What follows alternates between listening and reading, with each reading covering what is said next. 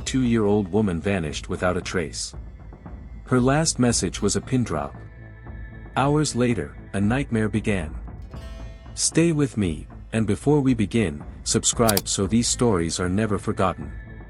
Jasmine Pace was the kind of young woman who carried sunlight with her wherever she went. At just 22, she was still shaping her dreams, still learning the world, still building a life filled with family, friendship, and hope. Born into a close, loving home, Jasmine grew up surrounded by people who adored her, people who believed she would go far. She had that energy, the warm, bright, social kind, that made rooms feel lighter when she walked in. Her friends called her Jazzy because she brought spark, humor, and movement into every moment. She loved everyday joys. Driving around in her car, meeting friends, laughing over small things, checking in on the people she cared about. Family mattered deeply to her. She never stayed distant, never drifted too far. Her mother was her anchor, her safe place. Jasmine wasn't chasing fame or drama, she just wanted a peaceful, steady life. She was independent, learning adulthood one step at a time, exploring relationships, making plans, imagining a future full of possibility. She trusted easily, cared deeply, and believed in the good in people. She was the type of daughter who texted her mom just to say she was okay, the type of friend who showed up when someone needed her, the type of woman who deserved a long, safe life. In the weeks leading up to her disappearance, Jasmine's life seemed normal on the surface, but small shifts were beginning to appear, subtle changes only a close family would notice. She started spending more time away from home, more time with her boyfriend, and less time sharing details with the people who loved her. Her mother sensed something was off, something quiet and unsettling, but Jasmine brushed it aside with quick smiles and soft reassurances. Then came Thanksgiving week, a time she normally spent wrapped in family comfort, yet this year she canceled plans at the last minute. No explanation, no real clarity, just distance. It wasn't a dramatic crisis, no big event, no sudden breakdown. It was the slow, silent drift of a young woman caught between love, pressure, and emotional confusion, and in that small gap, between what she felt and what she shared, danger found room to grow. Jasmine lived a warm, easygoing routine built around the people she loved. She spent her days driving around in her Chevy, meeting friends, grabbing food, laughing, and updating her mom whenever she was out late. She enjoyed simple things. Music in the car, late-night talks, scrolling through social media, planning small outings. Her life wasn't chaotic or complicated, it was steady, familiar, and full of little joys. She was social but grounded, always checking in on others, always showing up. Nothing in her routine hinted at danger. To everyone around her, Jasmine was just living a normal, hopeful young life. The night of November 22nd began like any other. Jasmine left home casually, telling her mother she was heading out for a bit. Hours later, she sent a simple pin drop, something she often did to show she was safe, but this time, the location pointed to her boyfriend Jason Chen's apartment, and after that message, everything went silent. Her phone stopped responding. Her social media went dark. No calls. No texts. Nothing. That silence was the first red flag.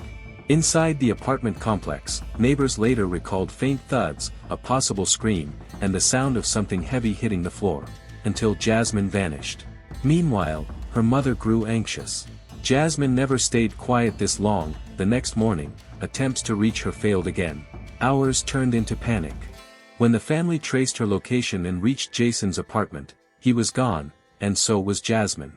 Her ID, credit cards, and belongings lay scattered inside, as if she left in a rush or someone didn't bother to hide them. The place felt wrong, too clean, too still. And yet beneath that forced calm, investigators would soon uncover the truth. Jasmine never walked out of that apartment alive. The danger she never recognized had already closed in. Inside Jason's apartment, everything escalated in moments. What began as an argument turned into a violent, uncontrollable eruption. Forensic evidence later revealed a brutal struggle, signs that Jasmine fought desperately for her life. She suffered more than 60 stab wounds, each one marking the sheer intensity of the attack. Blood stretched across the living room, smeared along the bathroom floor, sprayed against the bedroom walls. Someone had tried to clean it, scrubbing surfaces, washing floors, wiping away traces, but Blue Star spray exposed everything. Investigators found areas where blood had soaked deep into the carpet and seeped into the tile grout, impossible to fully erase. At some point in the attack, Jasmine was overpowered, her body showed signs of restraint, suggesting she had been bound or controlled. After the assault, she was wrapped in plastic bags, folded into a fetal position, and forced into a suitcase. In those final terrifying moments, Jasmine never had a chance to escape. When Jasmine didn't come home, her family immediately felt something was wrong. She never disappeared without a word. As hours passed with no calls, no texts, no activity on her phone, panic took over. Police joined the search, and when they entered Jason's apartment, the truth started to surface. Blood traces everywhere, signs of a violent struggle, and evidence desperately cleaned. Jasmine's belongings were left behind, but she wasn't. A citywide search began, and the community held its breath. Days later, a suitcase was found near Suck Creek Road. Inside, wrapped in plastic, was Jasmine.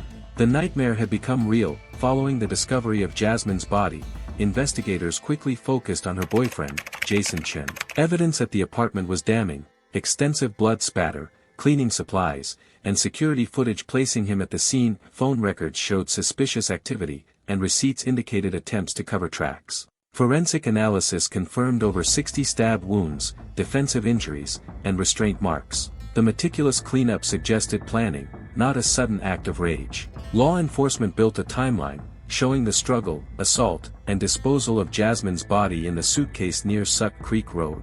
Jason was arrested and charged with first-degree murder and abuse of a corpse. During pre-trial proceedings, the defense argued voluntary manslaughter, claiming a crime of passion, but prosecutors highlighted the planning, evidence tampering, and extreme violence, painting a clear picture of premeditated murder.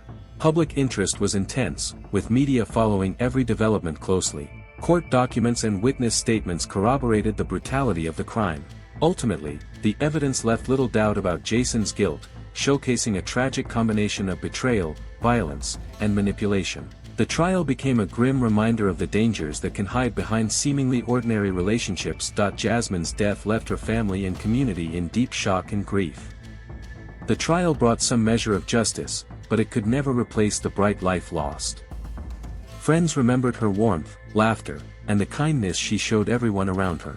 Her story raised awareness about the dangers of domestic violence and the warning signs often overlooked in relationships. Memorials and tributes honored her memory, keeping her spirit alive. While the court delivered a guilty verdict, the emotional scars remained. Jasmine's life, though tragically cut short, continues to remind others to trust instincts and recognize red flags before it's too late. If Jasmine's story impacted you, hit like, subscribe, and share this video. Comment below your thoughts and help raise awareness about domestic violence and the warning signs in relationships. Every view, every share, keeps her memory alive and reminds others to stay vigilant and protect those they love.